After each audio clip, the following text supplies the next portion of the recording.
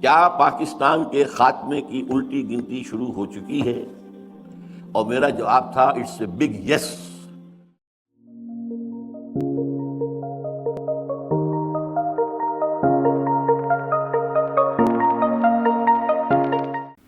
السلام علیکم۔ آج ایک بیان ڈاکٹر اسرار احمد صاحب کا بھی نظروں سے گزرا، آپ وہ بیان سنیے اور پھر اس سے تبصرہ کرتے ہیں۔ بیان کا عنوان ہے پاکستان از اے فیلڈ اسٹیٹ۔ کیا پاکستان کے خاتمے کی الٹی گنتی شروع ہو چکی ہے؟ اور میرا جواب تھا اٹس اے بگ یس۔ ہاں، پاکستان کے خاتمے کی الٹی گنتی شروع ہو چکی ہے۔ اس وقت جو میرا سغرا کبرا تھا وہ بنیادی طور پر دو باتوں پر تھا۔ ایک یہ کہ پاکستان اپنا ریشنیلے کھو چکا ہے۔ وائی پاکستان جس مقصد کے لیے اسے بنایا گیا تھا، یہ کسی نسلیت کی بنیاد پر نہیں بنا تھا، کسی لسانیت کی بنیاد پر نہیں بنا تھا، کسی وطنی قومیت کی بنیاد پر نہیں بنا تھا، یہ تو بنا تھا اسلام کے نام پر۔ اور ایک انتہائی سمجھیے کہ خونی بلڈی جو ڈویژن تھی، دی گریٹ ڈیوائڈ، ایک بڑی کتاب لکھی گئی تھی دی گریٹ ڈیوائڈ، تاریخ انسانی کی عظیم تقسیموں میں سے وہ تقسیم تھی۔ لاکھوں انسان مارے گئے تھے، کروڑوں انسانوں کی تبادلہ آبادی ہوا تھا، ادھر سے ادھر، ادھر سے ادھر۔ تو یہ کس لیے تھا؟ اسلام کے لیے۔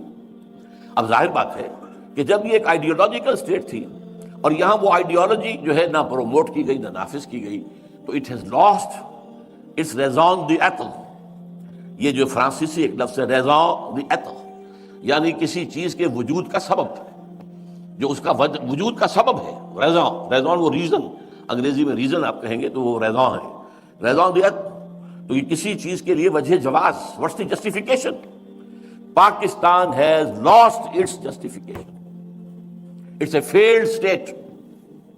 یہ بات جو ہے ثابت ہو چکی ہے کئی سال پہلے کی، بلکہ میں نوٹ کر کے بھی لایا ہوں ایک شخص کا، ایک بہت بڑا صحافی رابرٹ کیلان، اس نے 20 ستمبر 2000 کو مضمون لکھا تھا پاکستان از اے فیلڈ اسٹیٹ، اور بہت جلد اس کے اندر خانہ جنگی شروع ہوگی اور انارکی پیدا ہوگی، اور پھر یہ ملک ختم ہو کر افغانستان میں مدغم ہو جائے گا۔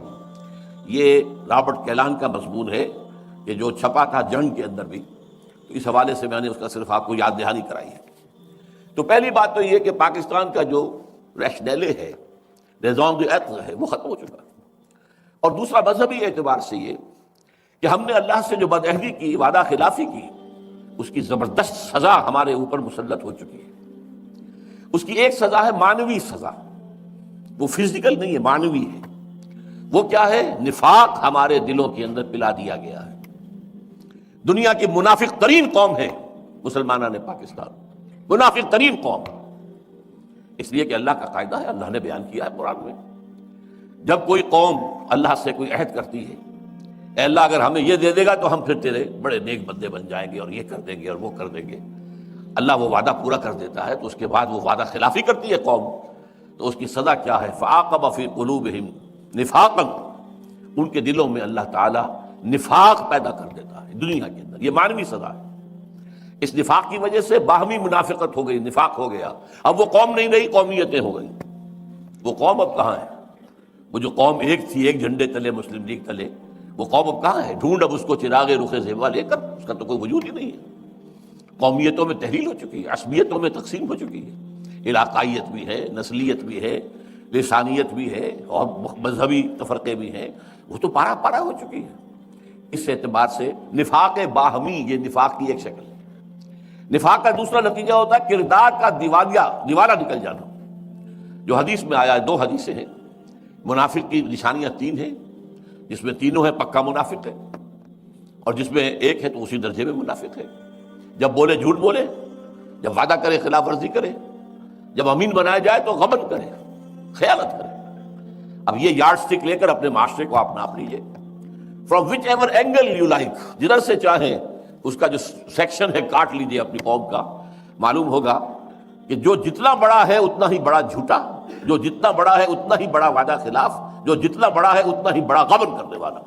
تو بہرحال دوسرا جو ہے وہ نفاق باہمی کے بعد یہ جو انسانی اخلاقیات کا جنازہ نکلا ہے اس ملک سے، واقعتاً وہ بھی اسی نفاق کا نتیجہ ہے۔ اور تیسرے یہ کہ سب سے بڑا منافقت کی علامت ہمارا دستور ہے کہنے کو سارا اسلام اس میں لکھا ہوا ہے، حقیقت میں زیرو ہے. تمام اسلامک پروویژنز ان افیکٹو ہیں، کوئی ان کی مؤثر ہونے کی شکل نہیں ہے. لکھا ہوا ہے، صرف ایک قرارداد مقاصد پر بھی اگر ایک جملے کا اضافہ ہو جائے کہ یہ article it will take precedence over the whole of the constitution, یہ کافی ہے، پورے دستور کو اسلامی بنانے کے لیے کافی ہے. اب تیسرا پھر عذاب اللہ کی طرف سے ایک آیا تھا جو فزیکل عذاب ہے، وہ سن 71 میں آ گیا تھا، ملک 2 لخت ہوا، بدترین شکست ہوئی. اور میں جی آپ نے سنا ڈاکٹر اسرار احمد صاحب کا. اب فیلڈ اسٹیٹ کی جو ٹرمینالوجی ہے اس میں بیسک 3 فیکٹرز ہوتے ہیں. ایک ہوتا ہے پولیٹیکل انسٹیبلٹی، سول انریسٹ اور لیک آف گورننس. کیا ہمارے ملک میں یہ تینوں ہیں؟ اس کو تھوڑا سا اور ڈسکرائب کرنے کے لیے چند پوائنٹس ہیں جو کہ ایک اسٹڈی سے پروو ہوتے ہیں کہ اگر یہ سب کچھ ہے تو آپ سمجھیں کہ آپ ایک فیلڈ اسٹیٹ میں رہ رہے ہیں یا آپ ایک فیلڈ اسٹیٹ کی طرف جا رہے ہیں. یہ ملاحظہ پولیٹیکل انسٹیبلٹی. کیا پولیٹیکل انسٹیبلٹی ہے ہمارے ملک میں؟ اس میں مجھے ایلیبوریٹ کرنے کی ضرورت ہے. پچھلے 3-4 سالوں سے اس ملک میں کیا چل رہا ہے، کیا سچویشن ہے، سب آپ کے سامنے ہے. پہلے ڈکیتیاں ہوا کرتی تھیں، بینک لوٹتے تھے لوگ، یا پھر کرپشن ہوا کرتی تھی، پھر الیکشن بھی لوٹا جانے لگا. تو انسٹیبلٹی آپ کے سامنے ہے. دوسرا اکنامک مس مینجمنٹ. یہ آج کی بات نہیں ہے. اکنامک انسٹیبلٹی تو ہمارے پاس ہمیشہ سے ہے، یہ پولیٹیکل گورنمنٹ ہو یا ڈکٹیٹرشپ ہو، ہمیشہ سے ہمارا جو امپورٹس ہیں وہ زیادہ ہوتی ہیں اور ایکسپورٹ ہماری کم ہوتی ہیں. تو اس کا جو ڈس بیلنس ہے یہ ہمیشہ رہتا ہے، اور اس کا پھر جو امپیکٹ ہے وہ ہماری ٹوٹل اکنامی پہ آتا ہے. اس کے علاوہ ہماری پاورٹی بڑھتی جا رہی ہے، کم ہونے کا تو میں نے کبھی نہیں سنا اپنی کم سے کم لائف میں. اور ریسورسز کا مس مینجمنٹ آپ دیکھ لیں. سینیٹرز ہیں وہ سب سے زیادہ ان کے اوپر خرچہ ہوتا ہے اپر ہاؤس کا. پھر جو ہے ہمارے پارلیمنٹس ہیں اس پہ بڑا خرچہ ہوتا ہے. اور اس کے بعد جو ججز ہیں، اب ان کی تنخواہیں، ان کے پرکس دیکھ لیں تو آپ کے ہوش اڑ جائیں. پھر ہماری فوج ہے، ایک بڑا خرچہ ان کے اوپر بھی ہوتا ہے. تو اکنامک کا ایک بہت بڑا مس مینجمنٹ ہے. ہیلتھ کیئر کی یہاں پہ فیسلٹیز نہیں ہیں، بہت ساری اور چیزیں ہیں. تیسرا ایکچولی پوائنٹ وہ ہے سوشل انیکوالٹی. کیا ہمارے ملک میں سوشل انیکوالٹی ہے؟ یہ بتانے کی ضرورت ہے. آپ جانتے ہیں ہمارے ہاں ایجوکیشن کے 5-6 اسٹینڈرڈز بن چکے ہیں. مدرسہ، government education system, private education system, British education system, American education system بھی یہاں پہ آ گیا ہے. تو ہر لیول پہ الگ الگ ہم بریڈ تیار کر رہے ہیں. تو انیکوالٹی تو ہے. یہ ایجوکیشن کی بات ہے. اگر ہم ہیلتھ کیئر کی بات کریں تو ہیلتھ کیئر میں بھی آپ دیکھ لیں 5 اسٹار ہاسپٹلز ہیں، پھر اس کے بعد جو گورنمنٹ ہاسپٹلز ہیں، پھر گورنمنٹ کے بعد پاکستان تو شاید 4-5-6 شہروں کا نام ہے. اگر آپ گاؤں چلے جائیں تو ادھر تو دنیا ہی الگ ہے. تو سوشل انیکوالٹی بھی ہے. چوتھا پوائنٹ ہے ریجنل کانفلکٹس. ریجنل کانفلکٹس جی بالکل ہیں پاکستان میں. اگر ہم ایران سائڈ پہ دیکھیں تو ہمارے پاس بلوچ سیپریٹسٹ جو ہے موومنٹ چل رہی ہے وہاں پر. ہم کہتے ہیں کہ انڈیا اس میں جو ہے پے کرتا ہے ان کو، اور انڈیا انفلوئنس کرتا ہے، اور وہ پاکستان میں مسئلے کر رہے ہیں. پھر ہمارے پاس اگر آ جاتے ہیں کے پی کی طرف، وہاں پہ افغانستان سے انسرجنسیز ہیں. وہ ٹی ٹی پی نامی ایک جماعت ہے جو پاکستان میں انسرجنسیز کرتی ہے.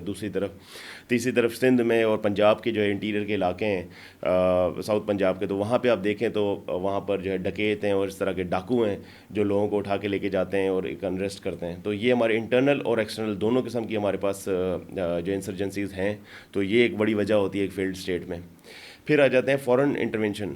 فورن انٹرونشن کب ہوتی ہے؟ 2-3 وجوہات کی وجہ سے ہوتی ہے. ایک تو جب آپ سورن نہیں ہوتے، یعنی کہ دوسروں کے دیے ہوئے پیسوں سے چلتے ہیں، مسلسل ادھار پہ آپ کی اسٹیٹ چل رہی ہوتی ہے. ہمارا ملک مسلسل ادھار پہ چل رہا ہے، ٹھیک ہے. یا پھر آپ کی ملٹری انٹرونشن ہوتی ہے. ہمارے پاس الحمدللہ ملٹری انٹرونشن کا تو کوئی سوال نہیں ہے، لیکن ہمارے پاس فورن انٹرونشن ہوتی ہے. بار بار IMF آ کے ہمیں بتاتا ہے کہ جی تمہارا یہ ٹھیک نہیں ہے، اس کو ٹھیک کر دو، یہ ٹھیک نہیں ہے، اس کو ٹھیک کر دو، یہاں پیسے کم لگاؤ، یہاں زیادہ لگاؤ. یعنی کہ ہمارے اپنے فیصلے نہیں ہیں، اب ہمارے فیصلے باہر سے ہوتے ہیں. تو ایک فورن انٹرونشن تو ہے. پھر اس کے بعد ہوتا ہے اس طرح کی جو کنٹریز جہاں پر انسرجنسیز ہوتی ہیں، انسٹیبلٹی ہوتی ہے، تو وہاں پر انٹرنیشنل پریشرز ہوتے ہیں، وہاں پر سینکشنز کے خطرے ہوتے ہیں، وہاں پہ اکنامکس کے ہارڈشپس ہو جاتے ہیں. تو یہ ایک وجہ ہوتی ہے. ان ساری چیزوں کو ہم دیکھیں تو آپ کو نظر آتا ہے کہ پاکستان میں تمام کے تمام ایشوز ہیں. یہ 2 پرسپیکٹیو میں نے آپ کو دکھائے. ایک ڈاکٹر اسرار احمد صاحب کا پرسپیکٹیو تھا. اب ان کی نالج اور ان کی ڈیپ جو ہے تھنکنگ اور اس کا جو ہے اسلامی پرسپیکٹیو پر میں تو نہ سوال اٹھا سکتا ہوں نہ میرا مجاز ہے. دوسرا پرسپیکٹیو دکھایا میں نے کوئی international studies on the field state. اس کے تمام فیکٹرز جو ہے میں نے آپ سے شیئر کیے. تمام تو نہیں، چند ایک فیکٹرز میں نے آپ سے شیئر کیے اور وہ بھی آپ کے سامنے ہیں. اب آپ اس آئیڈیا پہ بلیو کریں یا نہ کریں، میں تو نہیں کرتا کہ پاکستان ایک فیلڈ اسٹیٹ ہے، لیکن چند ایک سوالات ہیں. کیا یہاں پر عدالتی نظام کمزور کو انصاف دیتا ہے؟ جواب آپ جانتے ہیں. کیا یہاں پر پولیسنگ سسٹم کسی کمزور کے ساتھ کھڑا ہوتا ہے؟ جواب آپ جانتے ہیں. کیا یہاں پر انصاف ہے؟ جواب آپ کے سامنے ہے. کیا ریجنل کانفلکٹس ہمارے پاس ملک میں نہیں ہیں؟ جواب آپ کے سامنے ہے. کیا جو ایک اسٹیٹ کا اپنے لوگوں کے ساتھ ایک پیکٹ ہوتا ہے، کیا اس کی رسپیکٹ کی جاتی ہے اس ملک میں؟ جواب آپ کے سامنے ہے. تو میں اگر یہ آئیڈیا نہ بھی مانوں کہ پاکستان ایک فیلڈ اسٹیٹ ہے، اور آپ بھی اس آئیڈیا کو نہ بلیو کریں کہ پاکستان ایک فیلڈ اسٹیٹ ہے، لیکن کیا یہ جو چیزیں ہو رہی ہیں اس ملک میں، یا کیا یہ پاکستان کو آگے لے کے جا سکتی ہیں؟ لیکن میرا بلیف ابھی بھی یہی ہے کہ یہ اس ملک میں تمام تر پوٹینشیل اویلیبل ہے کہ یہ گلوبل میپ پر اپنا مارک چھوڑ سکیں اور ہم تیزی سے ترقی کر سکیں. لیکن یہ کیسے ہوگا، یہ ایک کوسچن مارک ہے.